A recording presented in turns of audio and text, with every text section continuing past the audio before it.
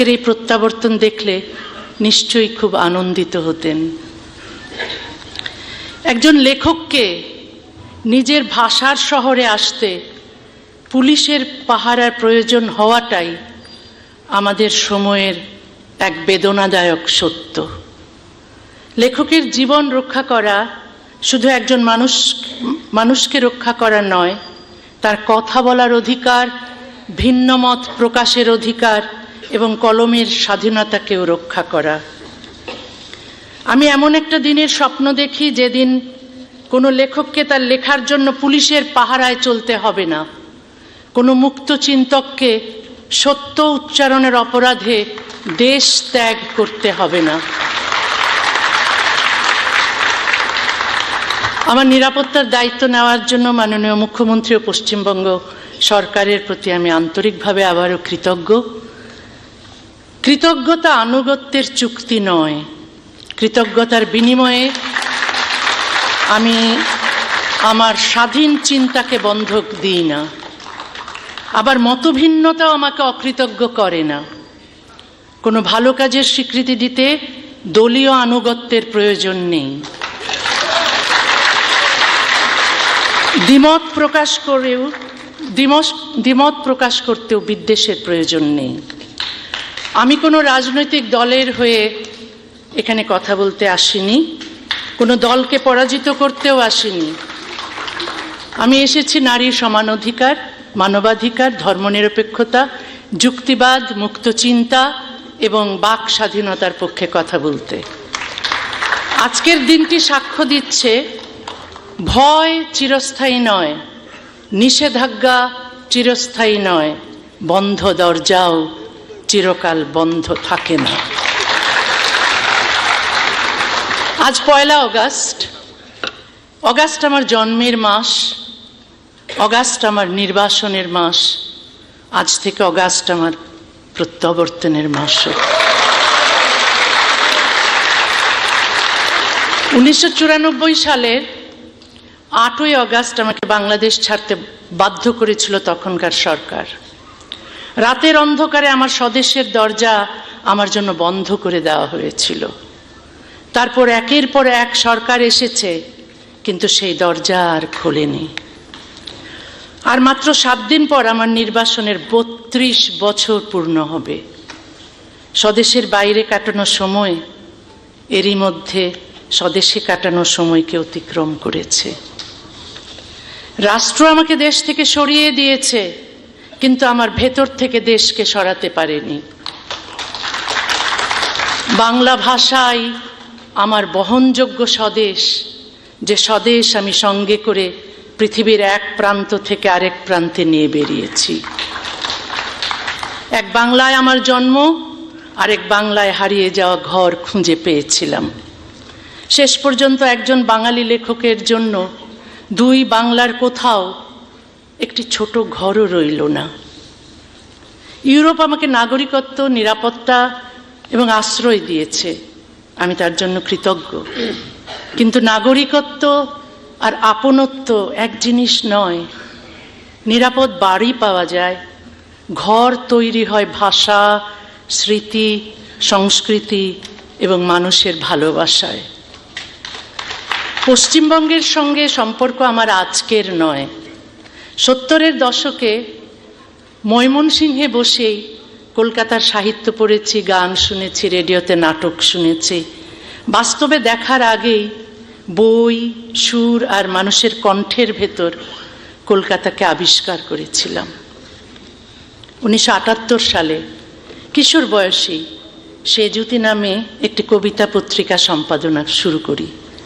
পশ্চিমবঙ্গ থেকে ডাকযোগে কবিতা আসতো, কাঁটাতারের ওপার থেকে খামের ভেতর উড়ে আসতো শব্দ। আমি সেই কবিতা ছাপাতাম, পশ্চিমবঙ্গের লিটল ম্যাগাজিনেও লিখতাম। রাজনীতি যখন বাংলাকে ভাগ করেছিল, কবিতা তখন 2 বাংলার মধ্যে সেতু তৈরি করেছিল। 80-র দশকের শেষ দিকে কলকাতায় আসা শুরু করলাম। 90-এর দশক থেকে এখানে আমার বই প্রকাশিত হয়। বাংলাকে কোনোদিন এপার ওপার বলে অনুভব করিনি, কাঁটাতার ভূখণ্ডকে ভাগ করতে পারে, ভাষাকে ভাগ করতে পারে না। নির্বাসনের পথে দেশ খুঁজতে খুঁজতে 1 দশক পর কলকাতায় একটি ঘর পেয়েছিলাম। এখানেই আমি সুখে ও স্বস্তিতে ছিলাম, সৃষ্টিশীল ছিলাম।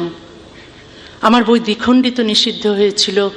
কলকাতা হাইকোর্ট সেই নিষেধাজ্ঞা খারিজ করে দেন। তবু 2007 সালের 22শে নভেম্বর পশ্চিমবঙ্গ সরকার আমাকে কলকাতা ছাড়তে বাধ্য করেছিল। আমি কোনো অপরাধ করিনি, কোনো আদালত আমাকে নির্বাসনের সাজা দেয়নি। তবু মৌলবাদীদের হুমকির মূল্য দিতে হলো আমাকে, আমার ঘর, শহর, পাঠক এবং স্বাভাবিক জীবন হারিয়ে। আমি তো আমার দেশেও কোনো অপরাধ করিনি। তারপরও আমার দেশ বাংলাদেশ আমাকে শাস্তি দিয়েছিল। 32 বছর আগে আমাকে নির্বাসন দিয়েছিল। 32 কি দোষ আমার ছিল? আমি কি কাউকে হত্যা করেছিলাম? কারো ঘর পুড়িয়েছিলাম? আমি ডাক্তারি করেছি, আর আমার গল্প, কবিতা, প্রবন্ধে কিছু সহজ কথা লিখেছি নারী ও পুরুষের সমান অধিকারের কথা, লিখেছি ধর্ম, বর্ণ, জাত বা লিঙ্গ পরিচয় নির্বিশেষে সবার সমান মানবাধিকারের কথা। বলেছি কোনো বিধান, তার উৎস ধর্ম, সমাজ, পরিবার বা রাষ্ট্র যাই হোক, মানুষের স্বাধীনতা, সমতা ও মর্যাদা কেড়ে নিলে সেই বিধান বদলাতে হবে। এই কথাগুলোই অপরাধ বলা হলো, এই কথাগুলোকেই অপরাধ বলা হলো। সারা দেশে আমাকে হত্যার জন্য মিছিল বের হলো, আমার বিরুদ্ধে ফতোয়া জারি হলো, মাথার মূল্য ঘোষণা হলো। রাষ্ট্র আমার নিরাপত্তা নিশ্চিত করার বদলে আমার বিরুদ্ধে গ্রেফতারি পরোয়ানা জারি করলো। শেষ পর্যন্ত আমাকে দেশ থেকে বের করে দিল। আমার নির্বাসন নিছক একটি ব্যক্তিগত দুর্ঘটনা নয়, এটি রাষ্ট্রের একটি নৈতিক ব্যর্থতার ইতিহাস। রাষ্ট্র যখন নাগরিকের অধিকার রক্ষার বদলে ধর্মীয় হুমকির কাছে নতি স্বীকার করে, তখন শুধু একজন লেখক নির্বাসিত হন না, আইনের শাসনও নির্বাসিত হয়, ন্যায় বিচারও নির্বাসিত হয়, রাষ্ট্রের নৈতিক সাহসও নির্বাসিত হয়। আমাকে সরিয়ে দিয়ে রাষ্ট্র শান্তি প্রতিষ্ঠা করেনি। একজন নিরস্ত্র লেখকের অধিকার বিসর্জন দিয়ে সাময়িক নীরবতা কিনেছিল। একজন লেখককে সরিয়ে দিলে হয়তো একদিনের জন্য রাস্তা শান্ত হয়, কিন্তু রাষ্ট্র দুর্বল হয়, হুমকিদাতা শক্তিশালী হয়। সে শিখে যায় আরো জোরে হুমকি দিলেই রাষ্ট্র নত হবে। ভয়ের কাছে আপোষ শান্তি আনে না, পরবর্তী হুমকির ভিত্তি তৈরি করে। একটি সভ্য সমাজে একটি যুক্তির উত্তর আরেকটি যুক্তি, একটি বইয়ের উত্তর আরেকটি বই। কোনো মত অপছন্দ হলে প্রতিবাদ করুন, খণ্ডন করুন, পাল্টা লিখুন, কিন্তু লেখককে হত্যা করতে যাবেন না, কারাগারে নিক্ষেপ করবেন না, তার দেশ, ভাষা, পাঠক ও ঘর থেকে তাকে নির্বাসিত করবেন না। যে স্বাধীনতা শুধু নিজের পছন্দের কথার জন্য, তার নাম বাক স্বাধীনতা নয়।